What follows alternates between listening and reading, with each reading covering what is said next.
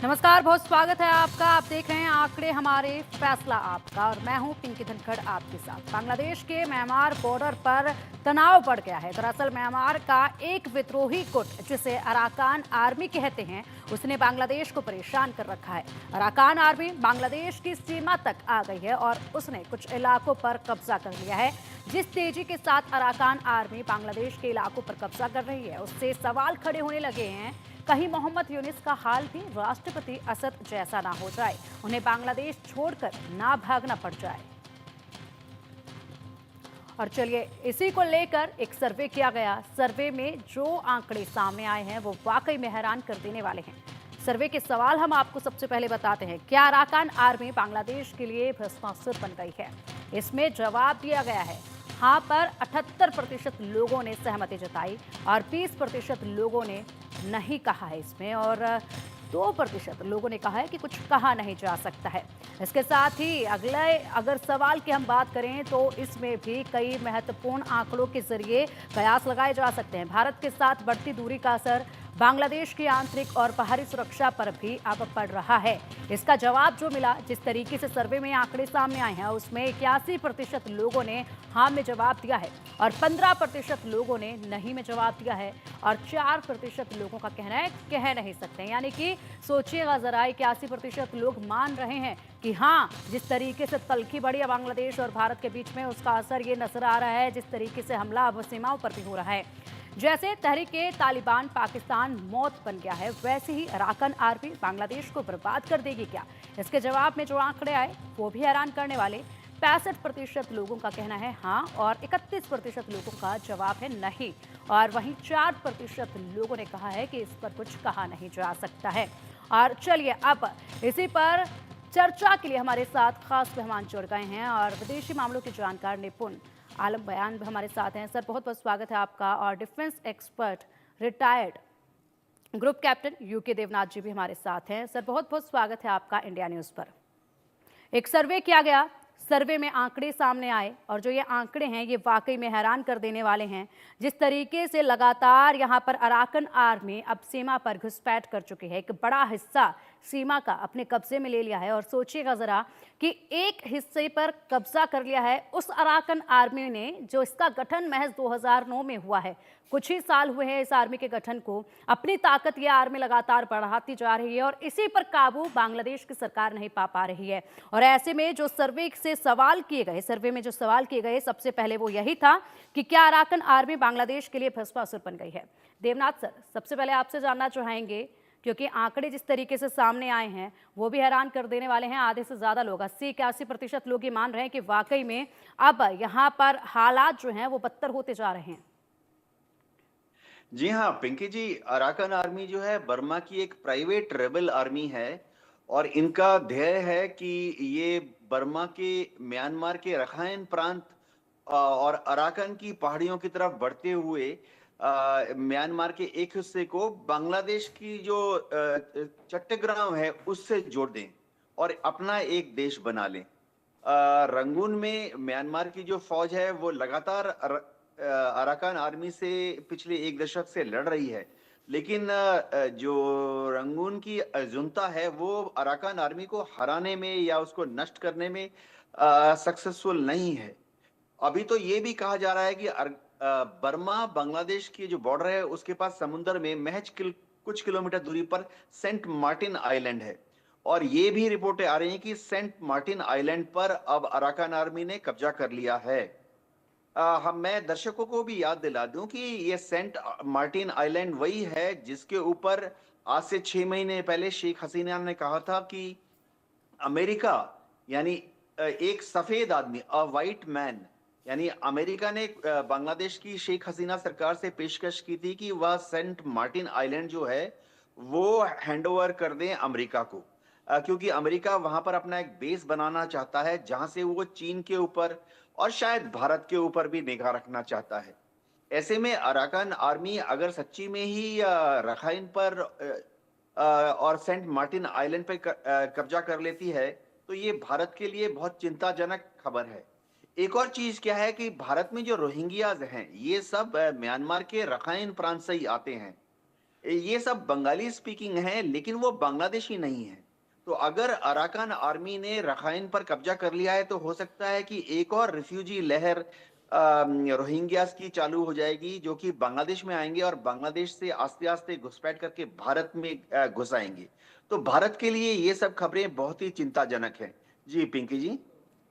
बिल्कुल भारत के लिए चिंताजनक हैं सर ये जो खबरें हैं। इससे पहले भी जिस तरीके के हालात देखे गए थे अराकन आर्मी की तरफ से उस वक्त भी जो है भारत के लिए चिंता बनी थी। लेकिन यहाँ पर अगर बांग्लादेश की बात की जाए तो देखिए जिस तरीके से बांग्लादेश की तलखी भारत के साथ पड़ रही है, ऐसे में ये माना जा रहा है, सर्वे जिस तरीके से किया गया है उसमें ये माना जा रहा है कि बांग्लादेश की जो तलखी हिंदुस्तान के साथ बढ़ती जा रही है, ये उसी का असर देखा जा रहा है। जब यहाँ पर अराकन आर्मी ने इतनी घुसपैठ की और पूरे हमलावर नजर आ रही है। हालांकि अराकन आर्मी की तरफ से गंभीर आरोप भी लगाए गए हैं कि किस तरीके से उनके लोगों के ऊपर जो है यहाँ पर हिंसा की जा रही है। इस तरीके से रोहिंग्या जो वहां पर बचे हुए हैं उन पर हिंसा की जा रही है, उसके आरोप भी जो है वो बांग्लादेश की सरकार पर लगाए गए हैं, जिसके चलते ये कदम जो है अराकन आर्मी ने उठाया है। ये बयान जो है उनकी तरफ से दिया गया है। ऐसे में क्या लगता है निपुण सर, आपसे जानना चाहेंगे कि क्या भारत के साथ जिस तरीके से बांग्लादेश की तलखी पड़ी है उसका ये नतीजा है कि अब बांग्लादेश की सीमाओं पर भी संकट गहरा रहा है? अंदरूनी संकट तो है ही, राजनीतिक संकट तो है ही, लेकिन सीमाओं पर भी अब ये खतरा मंडरा रहा है। देखिए, जो अराकान आर्मी है उसके साथ भारत के संबंध बीच में काफी खराब हुए थे। हालांकि कई बार ये बात भी आती है कि अराकान आर्मी को सपोर्ट करने वाला वो भारत ही है, लेकिन बीच में संबंध काफी खराब हो गए थे और अराकान आर्मी के जो रिलेशन है वो चीन के साथ बेटर हो गए थे। और भारत के जो इन्वेस्टमेंट थे सिद्धवे पोर्ट पर, जो रखाइन प्रांत में पड़ता है, वहां पर वो अटैक भी करते थे। लेकिन हाल के दिनों में ये खबर आ रही है और मैं भी देख रहा था कि 10 दिसंबर को जब अराकान आर्मी ने रखाइन स्टेट पर अपना पूरा कंट्रोल कर लिया है और एकदम जितनी भी वहां पर जुंडा जो गवर्नमेंट के जो सोल्जर्स थे उनको पीछे धकेल दिया है। तो उसके बाद हमारा एक बहुत बड़ा प्रोजेक्ट वहां पर है, कालादान मल्टी ट्रांजिट रूट। उसको वहां पर सहमति दे दी गई है अराकान आर्मी के द्वारा कि इसको हम लोग क्या करेंगे, कंटिन्यू करेंगे, इसको हम आगे बढ़ाएंगे। और अभी क्या है कि एक जगह है टेक्नाफ, टेक्नाफ जगह पर कब्जा हो चुका है अराकान आर्मी का। ये हवाले से वॉइस ऑफ अमेरिका का मैंने देखा, तो उनकी ओर से मैंने कई सारे मीडिया ग्रुप को फॉलो किया, तो वहां से जानकारी कि टेक ऑफ पे वो कंट्रोल कर चुके हैं। टेक ऑफ है कहाँ पर? ये टेक ऑफ जो जगह है ये क्रॉक्स बाजार जो है, जहाँ पर बहुत बड़ी संख्या में रोहिंग्या मुस्लिम जो हैं उनको बांग्लादेश ने रखा हुआ है। और ये जो टेक ऑफ जगह है, ये जगह आपका सेंट मार्टिन आइलैंड के पास है, जो भी यूके देवनाथ जी बता रहे थे, बिल्कुल सही बात है। अभी अराकान आर्मी जो लगातार प्रयास कर रही है, प्रयास ये कर रही है कि जो कॉक्स जगह है वहां से जितने रोहिंग्या हैं उनको धकेल के बांग्लादेश की ओर भेज दिया जाए और कॉक्स बाजार पर भी क्या कर दिया जाए, कब्जा कर लिया जाए। उसके कई सारी बांग्लादेशी जो वहां पर आर्मी थी उसकी जो पोस्ट थी उसको ऑलरेडी अराकान आर्मी ने छीन भी लिया है। जो खबर आ रही है कि कई सारे अड्डों पर तो काफी समय से गोलाबारी वहां पर हो रही है, कई दिन से। अब देखिए 10 दिसंबर के बाद से ये घटनाएं देखी जा रही है, आज 18 तारीख है। तो मैं मानता हूं कि खबरें बांग्लादेश के मीडिया के द्वारा तो नहीं आ रही हैं, लेकिन हम देखें जो स्वतंत्र सोर्सेज की हम बात करें या वहां पर जो हमारे इंडियन मीडिया के बहुत सारे लोग जहाँ पर जाके जो कवर कर रहे हैं, उनकी खबर ये आ रही है कि कॉक्स पर काफी बड़े एरिया पर कब्जा ऑलरेडी अराकान आर्मी कर रही है। बात ही आ रही है कि अराकान आर्मी को जो सपोर्ट इस प्रोजेक्ट में हो रहा है वो कहीं ना कहीं हमारा जो रो एजेंसी है उसके बीच में कुछ अंदरूनी बातें, हालांकि ये कहना बड़ा मुश्किल है क्योंकि इस प्रकार की बातें, लेकिन जो खबरें आ रही हैं उसके अकॉर्डिंग कहा जा रहा है। तो मैं कहीं ना कहीं मान रहा हूं कि अगर अराकान आर्मी ये कहती है, ऑफिशियली ये कह रही है कि हम भारत के साथ कालादान मल्टी ट्रांजिट रूट को आगे बढ़ाएंगे, तो इसका मतलब कहीं ना कहीं भारत और अराकान आर्मी के संबंध सुधरे हैं और हो सकता है एक दबाव, प्रेशर अराकान आर्मी की ओर से बांग्लादेश की सरकार के ऊपर डाला जा रहा हो। तो ये जो उनका स्टेटमेंट, ये कहना कालादान मल्टी ट्रांजिट का, तो उससे कहीं ना कहीं संदेह उत्पन्न जरूर हो रहा है कि कहीं ना कहीं ये निश्चित है कि जो अमेरिका की योजना थी सेंट मार्टिन आइलैंड को लेकर, म्यांमार के काफी बड़े एरिया को लेकर, बांग्लादेश के एरिया को लेकर, तो मुझे लग रहा है कि वो जो सपना, जो बात शेख हसीना जी ने बहुत पहले बोल दी थी, वो कहीं ना कहीं आज पूरा होता हुआ दिख रहा है। निश्चित रूप से हम यहाँ पे जरूर करेंगे कि भाई बांग्लादेश के लिए तो ये एक तनाव की बात है ही, आपका म्यांमार के लिए भी तनाव की बात है, भारत के लिए भी तनाव की बात हो सकती है कि अगर अराकान आर्मी के साथ हमारे संबंध अच्छे नहीं होते हैं और ये तीनों देशों के लिए एक समस्या बन सकती है। अगर अमेरिका यहाँ पर आकर अपना कुछ ना कुछ बेस कैंप वगैरह बनाने का प्रयास करता है तो ये कहीं ना कहीं एक शक्तियों के संघर्ष का एक जोन बन सकता है कि जहां पर आपका चीन, अमेरिका जैसे शक्तियां टकराएंगी और साथ में दिक्कत हमारे लिए पैदा करेंगी। तो मुझे लगता है कि तीनों ही देश के लिए चिंता का विषय है। और ये बिल्कुल बात जो बार बार कही जाती है कि दक्षिण एशिया में सभी देशों के साझा हित हैं, इस बात को बांग्लादेश सरकार को समझना चाहिए, तभी यहाँ के प्रॉब्लम्स का सॉल्यूशन होगा। नहीं तो कोई महाशक्ति आगे बैठेंगी तो सभी के लिए, इस पूरे क्षेत्र के लिए शांति को खतरा है। बिल्कुल निपुण सर, यहाँ पर बीच में आपने एक आधी अधूरी बात में काफ़ी कुछ यहाँ पर स्पष्ट कर दिया है। जिस तरीके से आपने कहा कि अराकन आर्मी और भारत के साथ जो है रिश्ते कहीं ना कहीं सुधरने की दिशा में नजर आ रहे हैं, और ऐसे में भारत को जरूर कदम उठाना चाहिए। जिस तरीके से रखाइन प्रांत में अभी संकट गहरा रहा है, उसको लेकर रणनीति जो है बनानी होगी ताकि रणनीतिक प्रयोजनाओं को सुरक्षित वहां पर रखा जा सके। लेकिन इसी के साथ आपने कहा है कि भारत के और यहाँ पर आर्मी के जिस तरीके से संबंध सुधर रहे हैं, इसका दबाव जो है वो बांग्लादेश पर पड़ रहा है और बांग्लादेश पर ये दबाव बनाया जा रहा है। लेकिन अगर बात की जाए तो हमेशा से ही 2009 में ही इस आर्मी का गठन हुआ है, काफ़ी तेजी के साथ इसने अपनी ताकत बढ़ाई है। और ऐसे में अगर बात की जाए तो फंडिंग को लेकर हमेशा ही उंगलियां उठती रही हैं कि अराकन आर्मी को जो फंडिंग की जाती है वो चीन की तरफ से आती है। उसका एंगल किस तरीके से आप इसमें देखते हैं, ये बताइएगा। और साथ ही साथ किस तरीके से चीन यहाँ पर सपोर्ट कर रहा है, क्या चीन दोहरी राजनीति यहाँ पर अपना रहा है कि बांग्लादेश के साथ और अराकन आर्मी के साथ? देखिए, अराकान आर्मी की जब हम बात करते हैं तो अराकान आर्मी की जो शुरुआत की जाती है, जिस प्रकार से एक रिपोर्ट इंटरनेशनली चलती है कि अराकान आर्मी के संबंध स्टार्टिंग में भारत से बहुत अच्छे रहे और भारत को हर तरीके से अराकान आर्मी ने सपोर्ट किया। और अराकान आर्मी ने हमेशा भारत के पक्ष में अपने जो स्टेटमेंट स्टार्टिंग में, देखिए 2009 की जब हम बात कर रहे हैं तो स्टार्टिंग में आए। लेकिन बीच में क्या हुआ कि चीन के प्रभाव के बाद और जब हमारे संबंध सुधरते हैं किससे, जुंटा गवर्नमेंट से। देखिए, हमारे संबंध 90 तक तो बिल्कुल भी नहीं थे म्यांमार से अच्छे, हम जुंटा गवर्नमेंट से बातचीत नहीं करते थे। 90 के बाद जब धीरे धीरे हमारे संबंध बेटर होने से जुंटा गवर्नमेंट से, तो जुंटा गवर्नमेंट का संबंध बेटर होने के कारण अराकान से हमारे संबंध क्या हुए, आर्मी से संबंध खराब हुए। उस समय अराकान आर्मी और चीन के संबंध बेटर बने। लेकिन जब हम देखते हैं प्रेजेंट का जो सिनेरियो बदला, जिस प्रकार से शेख हसीना वहां से आई और आने के बाद जिस प्रकार के सिनेरियो बदले हैं, तो ऐसे हालात में अंतर्राष्ट्रीय संबंधों में एक बात कही जाती है कि यहाँ कोई भी स्थायी नहीं होता है। ठीक है, जो कल तक शत्रु था वो आज आपका मित्र भी हो सकता है। बिल्कुल सर, आते हैं आपके पास और फिलहाल जो सर्वे किया गया है उससे जुड़े सवालों पर एक नजर डाल लेते हैं। सर्वे क्या कुछ कह रहा है वो आंकड़े भी बताएंगे हमारे दर्शकों को, और हमारे खास मेहमानों के साथ इन आंकड़ों पर भी चर्चा करेंगे। राजनीतिक खींचातान और उग्रवादी हमलों के बीच बांग्लादेश एक और गहरे संकट की तरफ बढ़ रहा है। इसमें 84% लोगों का जवाब हाँ में था और 13% लोगों का जवाब नहीं में था, और वहीं 3% लोगों का कहना है कि इस पर कुछ भी अभी बोला नहीं जा सकता है। क्या अराकान आर्मी पूरे बांग्लादेश पर कब्जा कर लेगी? तो 62% लोगों ने जवाब दिया है हाँ में और 32% लोगों ने जवाब दिया है इसमें नहीं में, और 6% लोगों का कहना है कि नहीं।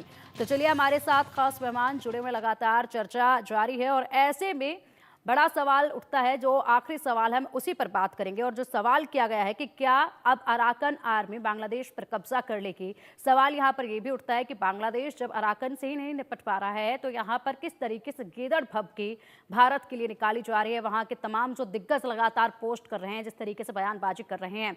देवनाथ सर, आपसे जानना चाहेंगे, ये जो सर्वे किया गया है 62% लोगों का इसमें कहना है कि हाँ, अराकान आर्मी बांग्लादेश पर कब्जा कर लेगी। देखिए, अराकान आर्मी एक प्राइवेट आर्मी है, रेबल ग्रुप है। उनके पास अपना कोई नेवी नहीं है। हाँ, कुछ नावें जरूर हैं। उनके पास अपना कोई एयरफोर्स नहीं है। हाँ, खबरें ऐसी आई हैं कि उनके पास कुछ ड्रोन्स हैं, जैसे जो कि आम कॉट्स आइटम होते हैं, कमर्शियल ऑफ द शेल्फ, यानी बाजार से जो ड्रोन खरीद लेते हैं, शादियों में उड़ा लेते हैं। इसके अलावा अराकान आर्मी में कितने उनके फाइटर्स हैं, जो बर्मी जुंता है उनका कहना है कि उन अराकान आर्मी की स्ट्रेंथ जो है वो शुरुआती दिनों में करीबन 8,000 थी, जो बढ़ते बढ़ते अभी करीबन 12,000 से ज्यादा हो गई है। तो मेरा एज ए मिलिट्री एक्सपर्ट ये मानना है कि अराकान आर्मी की जो टोटल वॉर फाइटिंग कैपेबिलिटीज है वो बांग्लादेश से नहीं लड़ पाएंगे। बांग्लादेश की आर्मी को वो नहीं हरा पाएंगे, क्योंकि बांग्लादेश के पास एक रेगुलर आर्मी है, रेगुलर नेवी है और रेगुलर एयरफोर्स भी है।